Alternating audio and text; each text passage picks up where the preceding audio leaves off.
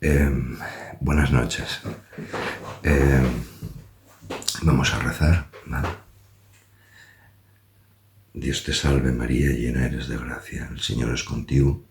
Bendita tú eres entre todas las mujeres, y bendito es el fruto de tu vientre, Jesús. Santa María, Madre de Dios, ruega por nosotros pecadores, ahora y en la hora de nuestra muerte. Amén. Bien, hay una historia en la Sagrada Escritura que me gustaría que pudiéramos ver, ¿vale? Porque quizás no se olvide entender las profundidades ahí del espíritu humano, ¿verdad? Y su relación con Dios, ¿no? Y también las profundidades de Dios, digamos, lo que se mueve, digamos, en la Trinidad, ¿no? Lo que se mueve entre las personas de la Santísima Trinidad. Bien. Hubo un tiempo, después del periodo de los jueces en Israel, donde el pueblo de Israel le exige a Dios tener un rey, dice literalmente, para ser como los demás pueblos. Y esta decisión, a través del profeta Samuel, ¿vale?, en el fondo le disgusta a Dios, ¿no? Porque Dios piensa, ¿para qué quiero un rey si ya estoy yo? Estoy yo para gobernar, digamos, para acompañar a mi pueblo. Sin embargo, Dios les hace caso. Dice, ¿queréis un rey? Pues tenéis un rey, no hay problema. Y elige a un hombre llamado Saúl. ¿Vale? Saúl. De la tribu de Benjamín. Bien, la cosa es que Dios lo elige y aunque él no quiere en principio ser coronado rey, al final lo coronan rey. Bien. Una vez que lo han coronado rey, es como a alguien que le dan un puesto de mando, ¿no? Y se sube psicológicamente, se sube, digamos, al caballo y ya no hay quien lo baje del caballo. Quiero decir que ya a partir de ahora, digamos, ya no es una gracia, un regalo que Dios te da, sino un derecho adquirido, por decir así, ¿no? Y ahí en la historia de Saúl se va a convertir en un drama, ¿sí?, por la infidelidad. ¿Vale? Ocurre que él se siente el ungido de Dios, y en cierto sentido lo es, pero lo es de cara a Dios lo ha elegido no porque sea el mejor, ¿no?, como elegirá después a David, no porque sea el mejor, ni porque te escogí de detrás del rebaño, o sea, donde están las cacas de todas las ovejas, ¿vale? Te puso adelante, ¿vale? Bueno, pues Saúl llegó un momento en que se identifica con el trono, ¿vale? Se identifica con el trono y empieza a cometer errores, ¿vale? Uno de los errores, al final, el error más grave, va a ser el que, claro, esto hay que entenderlo, digamos, dentro del contexto de la conquista de Israel y todo esto. Bien leído, digamos, el Antiguo Testamento, los pueblos cananeos son pecados, para que nosotros lo entendamos, ¿vale? Son pecados. Y Dios manda conquistar y consagrar el anatema. Consagrar el anatema es no dejar hombre, mujer ni niño, no dejar nadie ahí, ¿vale? Porque el pecado se le extermina. Si dejas un poquito, se reproducirá y volverá otra vez, ¿vale? Esto para que lo entendamos, ¿no? Dios les promete 7 naciones, una tierra que está ocupada por 7 naciones, pero esas naciones no son personas, no son palestinos, por entendernos así, ¿no? Sino que son pecados, ¿vale? como 7 pecados capitales, 7 naciones. Y entonces es un combate, ¿vale? Para ir destruyendo, digamos, pecado a pecado. Bueno, pues en un momento determinado, Saúl y el pueblo de Israel se enfrentan a los amalecitas. ¿Sí? Y entonces empiezan a hacer el anatema, digamos. Pasan a cuchillo a las mujeres, a los niños, a los abuelos, por decirlo de otra manera. Empiezan aquí a eliminar, digamos, demonios por aquí y por allá. ¿Vale? Empiezan a eliminar demonios. Pero dejan vivo al rey, que se llama Agag. ¿Sí? El rey amalekita. Y empieza, primer error. Segundo error, no consagra el anatema a los ganados, sino que él quiere quedar bien con sus tropas. ¿Sí? De tal manera que la gente pueda saquear, digamos, no destruirlo todo, sino que pueda saquear. Visto desde otro punto de vista, es dejar resquicios al demonio para que para que pueda reproducirse en un futuro, ¿vale? Y Dios esto no lo soporta más, ¿vale? No lo soporta más. Y ahí viene el drama. Dios, el Señor le dice al profeta Samuel, ¿sí? Al guardián del arca, por decirlo así, al profeta Samuel: me arrepiento de haber dado la realeza a Saúl. Capítulo 15 del primer libro de Samuel. Me arrepiento de haber dado la realeza a Saúl. No es la primera vez que Dios dice una expresión así. Está revelado en la Escritura. Hay un momento, antes del diluvio, que Dios dice: me arrepiento de haber creado al ser humano. ¿Sí? Me arrepiento. Esto es una pregunta para los teólogos, ¿vale? Si Dios es inmutable, ¿cómo es posible que cambie de opinión? Bueno, pues se arrepiente. Y entonces Dios traza un plan alternativo. El plan alternativo es elegir otro en vez de Saúl. Pero ahí viene el drama. Digo, Saúl se ha montado en el caballo, es el rey, es el ungido, y en principio lo que Dios elige es irrevocable. Las decisiones de Dios son irrevocables. Entonces no termina de admitir, no quiere admitir que él ha sido rechazado. ¿Vale?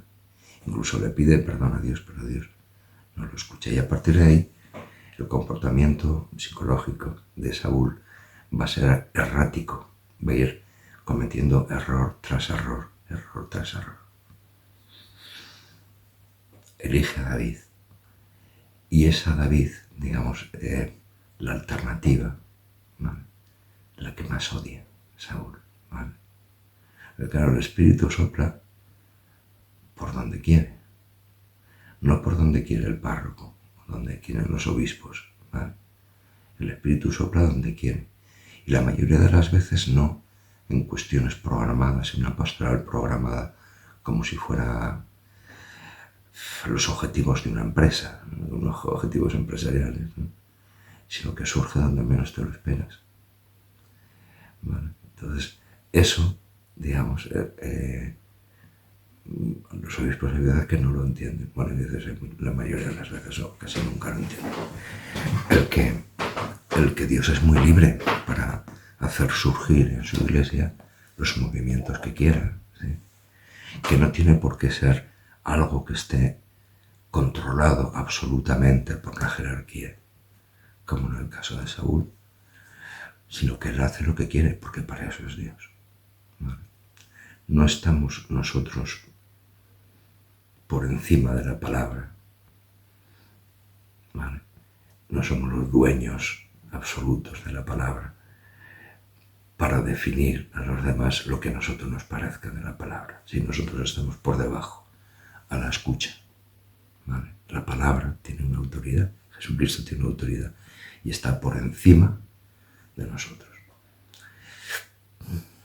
Jesús cura a un endemoniado, ¿no? ¿Vale? Y el endemoniado le dice, déjame seguirte, yo quiero seguirte a ti, ¿vale? Quiero ser discípulo tuyo. Y Jesús le dice, no, tú no. Tú vete a casa y explícale a la gente lo que el Señor ha hecho contigo, ¿vale? Dios es libre para elegir o dejar de elegir, ¿vale? También para arrepentirse, ¿vale? También para arrepentirse. Y eso Saúl no lo soporta.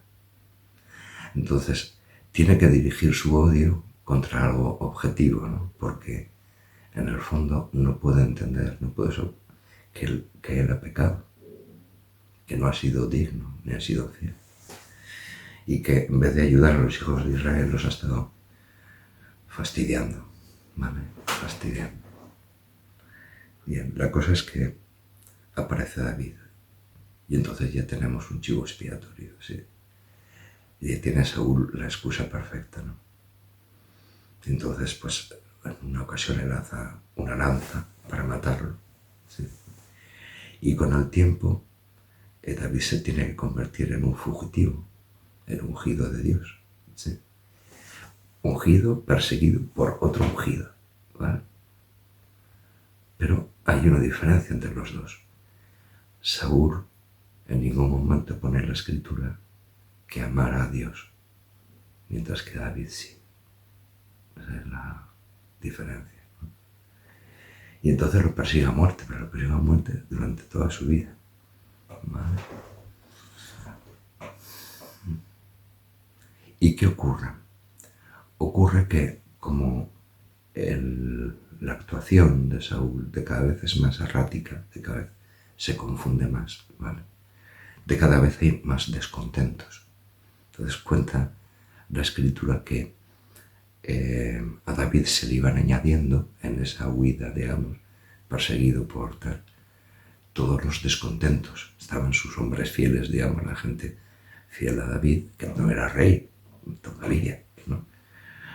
Pero también se le juntan los descontentos, ¿sí? Y entonces es una alternativa más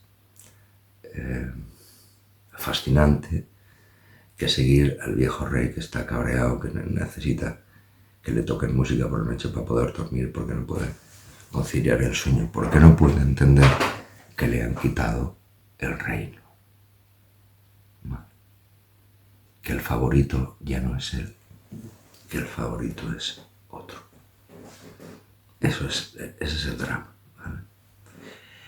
Eso le llevará a equivocarse una vez tras otra vez, y al final consultar a una pitonisa, que en el mundo de Israel, en el mundo bíblico, consultar a una pitonisa, un adivino y tal, es poco menos no, es abrirle la puerta a los demonios.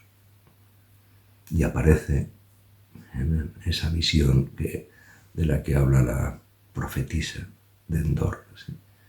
Aparece supuestamente Samuel, o un demonio, que le dice, mañana tu hijo y tú estaréis conmigo. Y al día siguiente, en la llanura de Gelboe, donde hoy diríamos el Armagedón, ¿vale? Cae muerto Saúl, se suicida. Y su hijo Jonatán, al que David amaba, su amigo, el hijo del rey y David eran amigos. Y una cuestión es esta, lo que voy es que es difícil, digamos, que si te han encumbrado en la empresa, ¿vale? De repente te lo quiten, ¿vale? Reducir el estado laical a uno que es ministro, de repente, no, tú no, fuera, otro, prefiero a otro antes que a ti. Terrible, eso es terrible, ¿sí? Eso es terrible.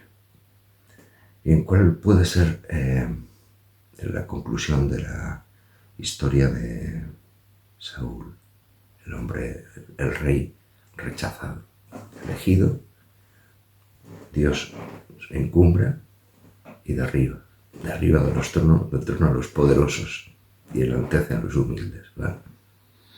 Y enaltece a los humildes. ¿Cuál puede ser la conclusión de esto?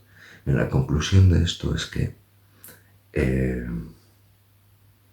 a ver, lo explico de una manera muy brutal, ¿vale? Una manera simple para que lo podamos entender, ¿vale? Si tú tienes enemigos, si hay gente que no te quiere o te odia, ¿vale?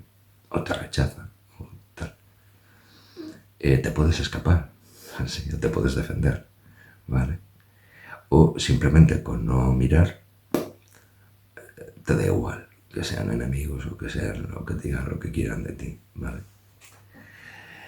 Pero si el enemigo es Dios, si el que te ha declarado la guerra es Dios mismo, no los hombres, de los cuales te puedes escapar. Si el que te ha declarado la guerra es Dios, entonces estás fastidiado, amigo, porque no tienes escapatoria. No hay escapatoria, no hay solución, ¿vale? Porque quien te declara la guerra y te va a derribar es Dios mismo. Segundo ejemplo. Si tu padre carnal, vamos a imaginar este ejemplo, ¿vale? Si tu padre, el padre de tu familia, el que te engendró, digamos, tu padre físico, ¿vale? Es idiota, un imbécil, o un hipócrita, un artista, un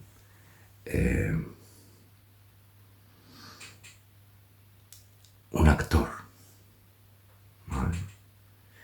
Eso es lo que significa la palabra hipócrita en griego, actor, un actor que hace su papel, ¿vale?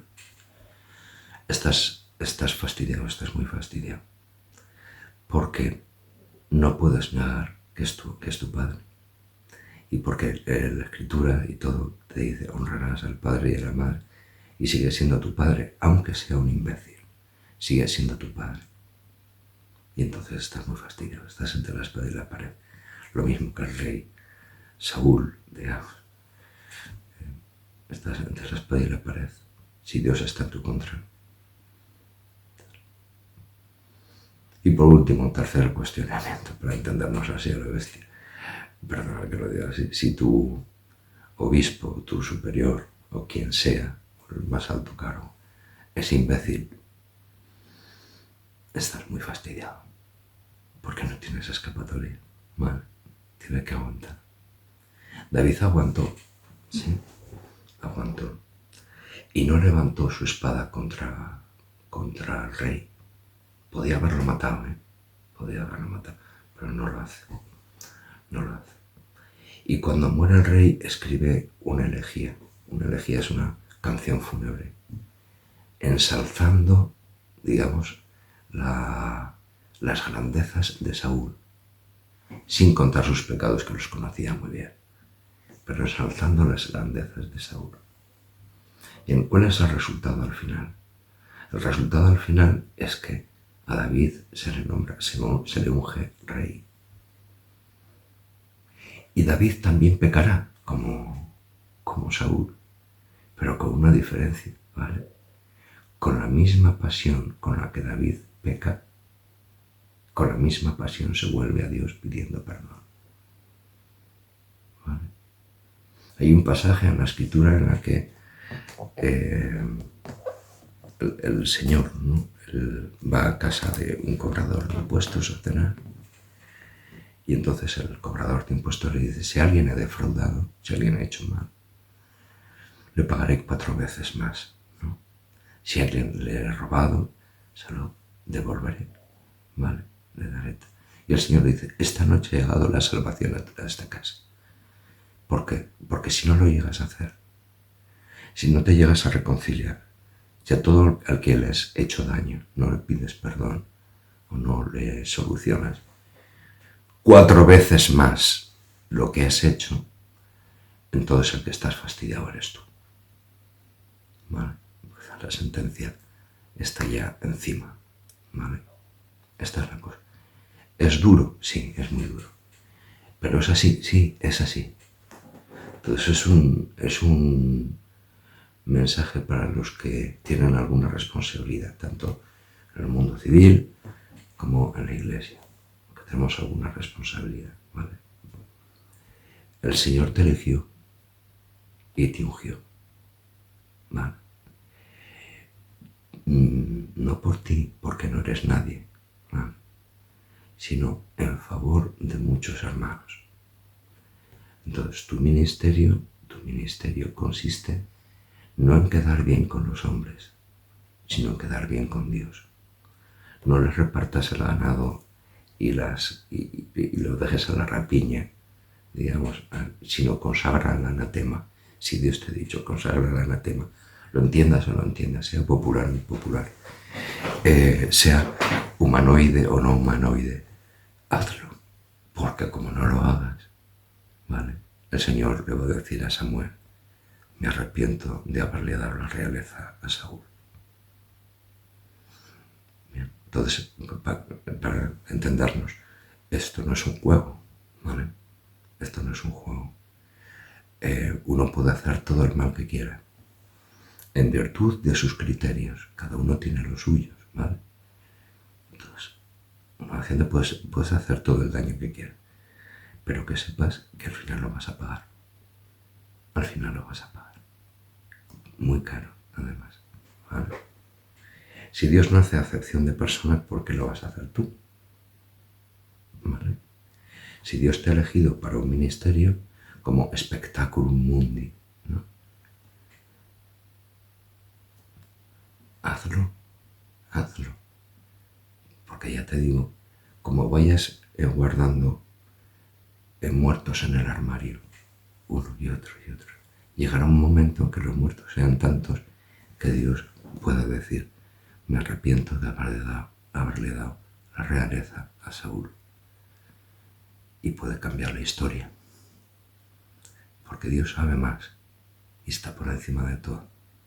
Y puede hacer que los más humildes y los más pequeños y los más tal suban. De hecho, si uno abre los ojos, uno ve en la biografía de las personas que esto es así, de cómo uno que puede estar tirado en la cárcel puede acabar siendo presidente o rey, ¿vale? O uno que... Entonces, en la Virgen María nos dice esto en Magnífica. Dios baja del trono a los poderosos y enaltece a los humildes. Entonces, ándate con cuidado, porque lo tuyo no era un derecho que tú tienes, un autoritas, ¿no? Sino que es un regalo. Anda con cuidado, ¿vale? No vaya a ser que Dios se canse, que se puede cansar. Y entonces salga la cosa peor. Si has hecho algo mal, rectifica, ¿vale?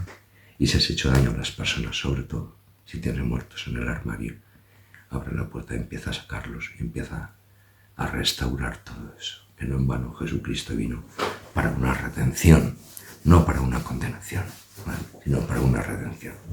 Pero claro, la condición es volverse a Él. No es rey que valga, ¿vale? El rey es Dios. Eso será ahí. Dios mío, mi rey, dice. Mi rey es el que manda en mí, el que me ordena, el que me dice, el que me apoya, el que me da. ¿Vale? Si me pongo yo por encima del rey, pues el rey puede decir, mira, ¿sabes qué? Que muchas gracias por tu servicio, pero ha sido un placer. Bueno, fuera, se acabó. Bueno, pues esto es lo que os quería decir, es una historia trágica, sí, pero pasa así, ¿vale? Entonces, ándate con cuidado, y yo también, ¿vale? Vamos a andarnos con cuidado. No vaya a ser que un día Dios se canse. Y como dice la parábola, y seas vendido tú, tu mujer y tus hijos, y así pagáis todo lo debido, todo lo que debes. Bueno, entonces, y con cuidado, ¿vale? Porque la historia está llena de sorpresas. ¿Sí? No es tan fácil, no es tan simple, ¿vale? La historia está llena de sorpresas.